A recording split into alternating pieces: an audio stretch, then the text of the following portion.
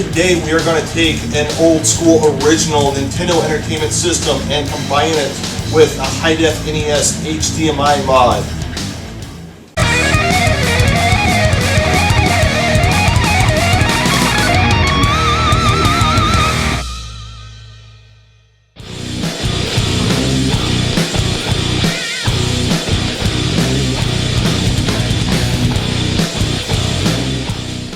So if you watched the last video, you noticed that we took the Super Nintendo, Sega Genesis, Sega Saturn, PSP, and hooked those up to the FrameMeister and also the OSSC using RGB output.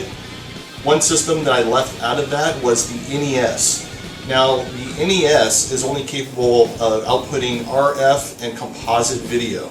So we have two options to get a good quality video output. One is to use an RGB mod, which is very similar to what we're doing here. The other option is to use a Hi-Def NES HDMI mod by GameTech USA.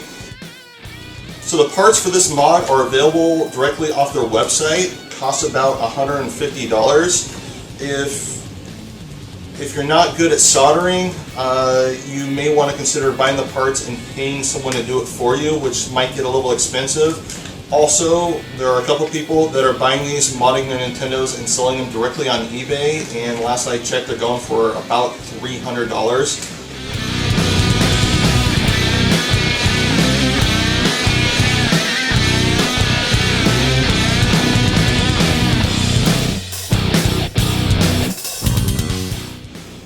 What we're going to do with this is we're actually going to take apart the NES. We are going to solder this onto the circuit board in between the CPU and the graphics chip, and this will take the direct signal from those chips and output it through HDMI. This is not a video converter. This takes it directly from the source. It's a little more involved than the RGB mod because it's a lot more soldering and desoldering, and we're going to show you how to do that now.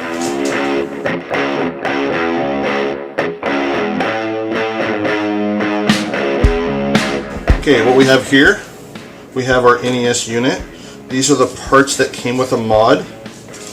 These are the two components. These will actually need to be installed in between the motherboard and the actual chips themselves. We are going to have to desolder both the picture processing unit and the CPU to install these in between the two. Then we run these two ribbon cables right here between these two, linking up to this board. There is no video conversion in this mod. This takes the signal directly from the chips and sends it to this signal to recompile it, outputting an HDMI source. Now, of course, we have this little wire here to apply power to the circuit. Of course, you want to unplug the NES, hit the power button to make sure you discharge all the capacitors that are in there. Unscrew all the screws that are on the bottom. There's 6 here. I've already unscrewed them. Then we're going to take everything apart and expose the motherboard.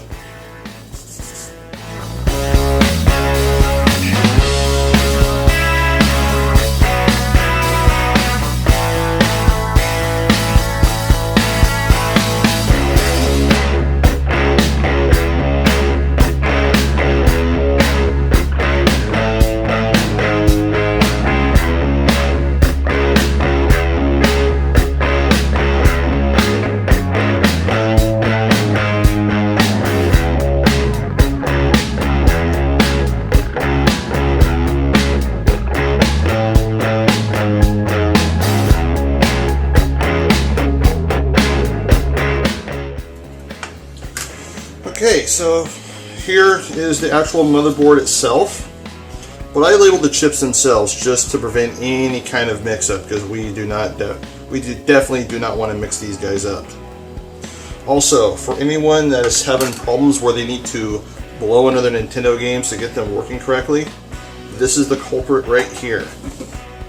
Now, to fix that problem, it's actually pretty simple. All you need is something like a dental pick, and just stick the dental pick under each one of these metal contacts, just right underneath them, and just kind of bend them upward just a little bit.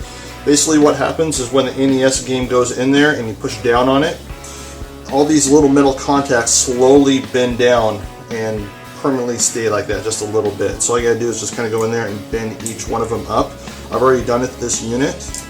Also, another trick is there is a lockout chip on here. Let's make sure I get this on camera. This chip right here. Now, some better tutorials online on how to do this, but this fourth pin from the bottom right here next to this big capacitor, you can actually clip that pin off so there is no power going to this chip, and that'll prevent any kind of blinking light problem when you put it in the game and the game turns on, off, very common problem. This is a chip that actually connects to the lockout chips that are inside each Nintendo video game. Once you do that, you no longer will have that blinking problem at all whatsoever. If you don't feel comfortable messing with this chip at all, and you don't feel comfortable removing any kind of pins on here, just bending these pins back on this connector will suffice just fine. Okay, so what we're going to do here is we're going to desolder these two chips to connect these circuits in between. Also, make sure you use a really good desoldering tool. A cheap soldering tool will probably not get the job done unless you are really skilled at soldering shit.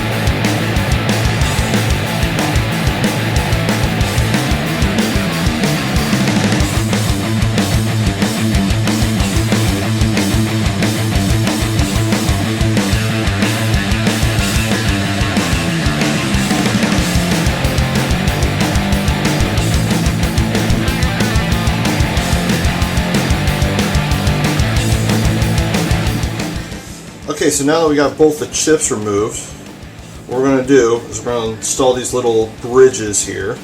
I don't know what they're called.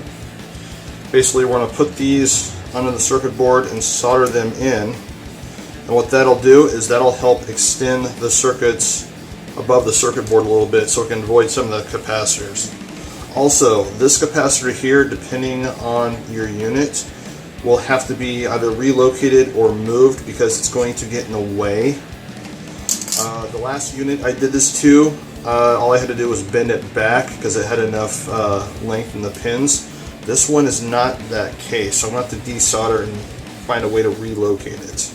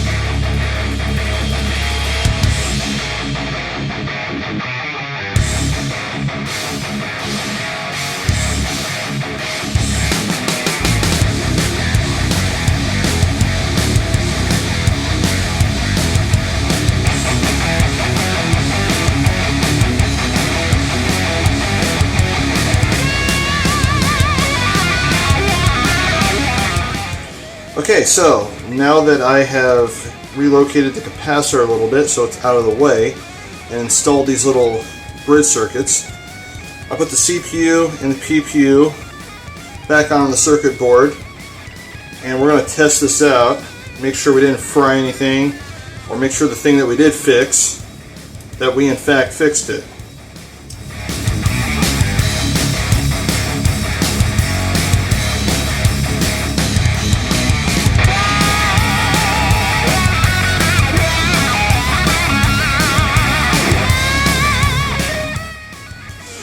Okay, so we powered it on, we hooked it up to the television. Not only does it get picture, but it also gets sound. We want to make sure that we test both picture and sound. Now that we know that the chips aren't fried and that one little trace that we messed up we fixed, we are going to take it back apart and we are going to install these circuits and the rest of the HDMI mod itself.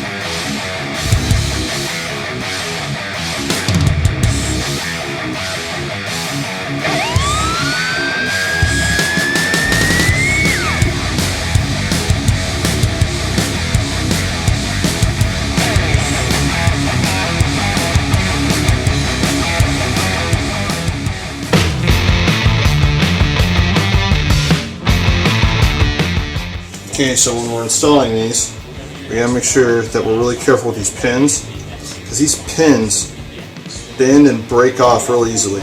It's not one of those things where you can just bend and kind of bend back in place. They kind of snap off. And I had that happen with one of these guys right here. So what I did is I just soldered to this contact right to the bottom, so I just connected it directly through here. So hopefully that doesn't cause a problem, which I doubt it will. Should be fine.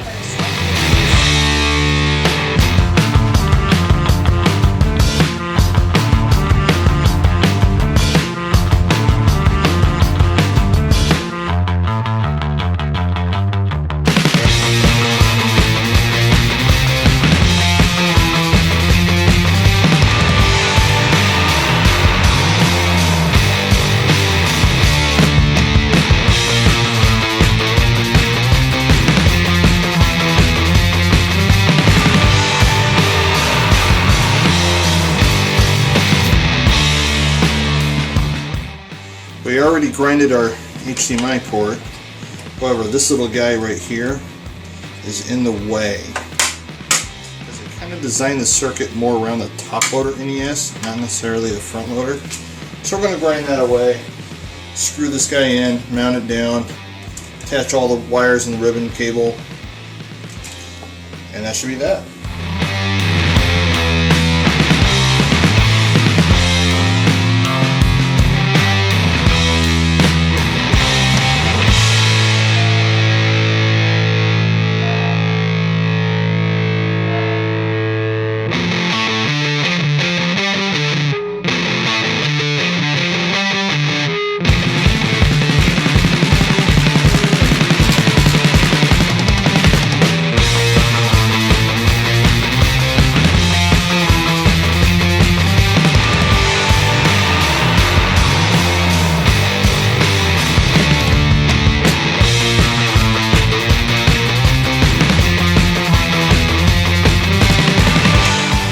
Okay, so we got everything installed. We got the ribbon cables installed. We got the power going to the circuit, and we got our mistakes patched up. Now we're going to put it back together. The bottom shielding we are going to leave off because that will get in the way of the ribbon cable. I mean, you could try and trim around the metal shielding, kind of half put it in, but I wouldn't risk it because those sharp corners could easily cut that ribbon cable. So yeah, let's put this back together.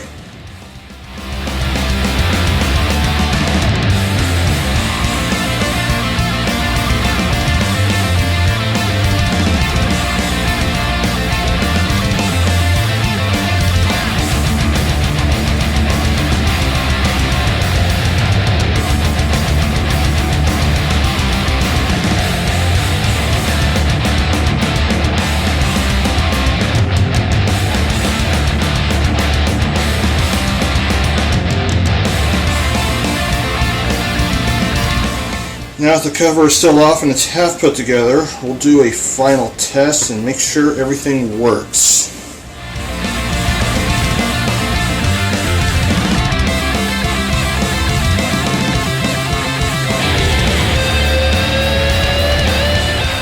So now we got this thing all fully back together and we've tested it, we've made sure it works.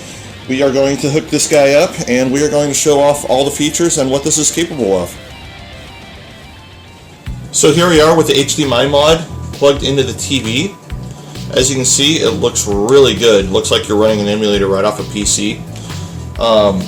Here's the trippy part. So you can bring up the menu for the HDMI by pressing back and select on the controller.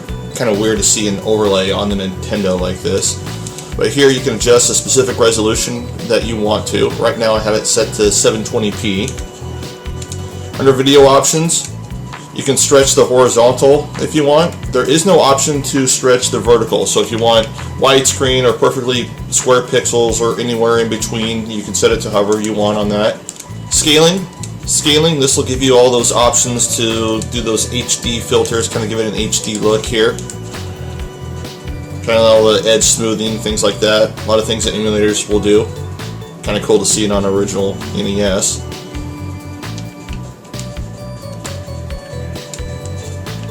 Scan lines, this does scan lines really, really well. I think they look best when you're playing at 720p, but you can set it to however you want.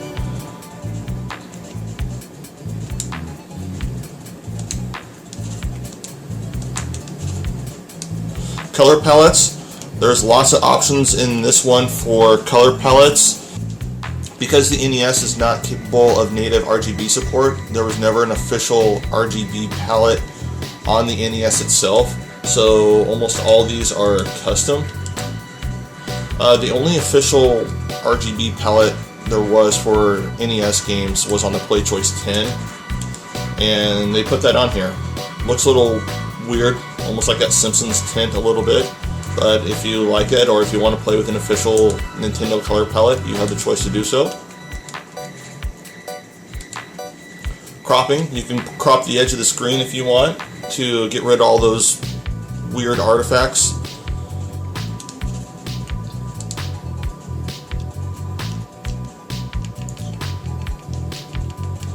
This is to adjust the position of the screen itself, move it over to the left or the right a little bit.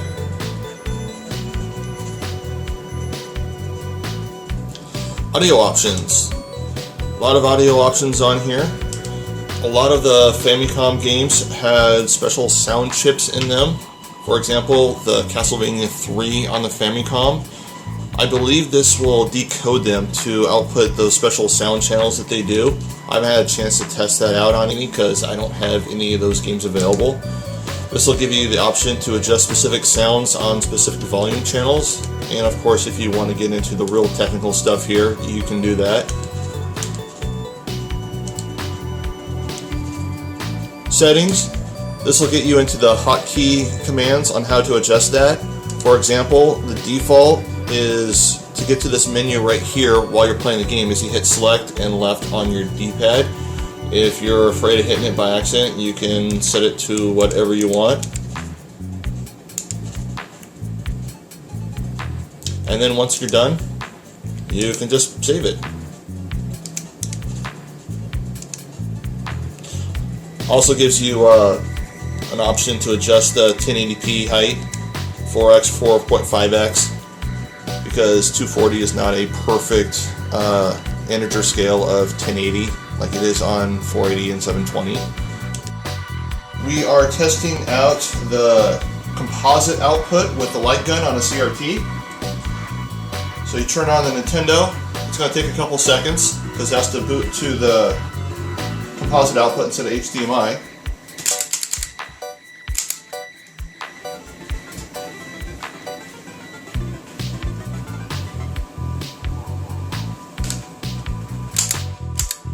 And as you can see, the light gun still works perfectly.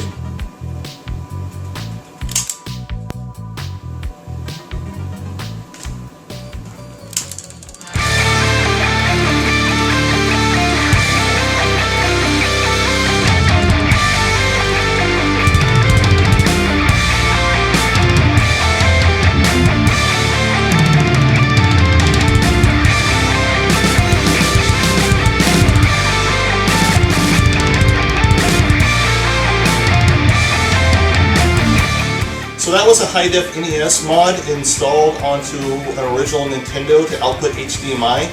Let me know what you think in the comments below, if this is something that you would prefer, or if you prefer to stick to the Retron 5, or even stick to emulating off the Wii or Wii U. If you like this channel, please subscribe, hit the like button down below, and I'll see you next time.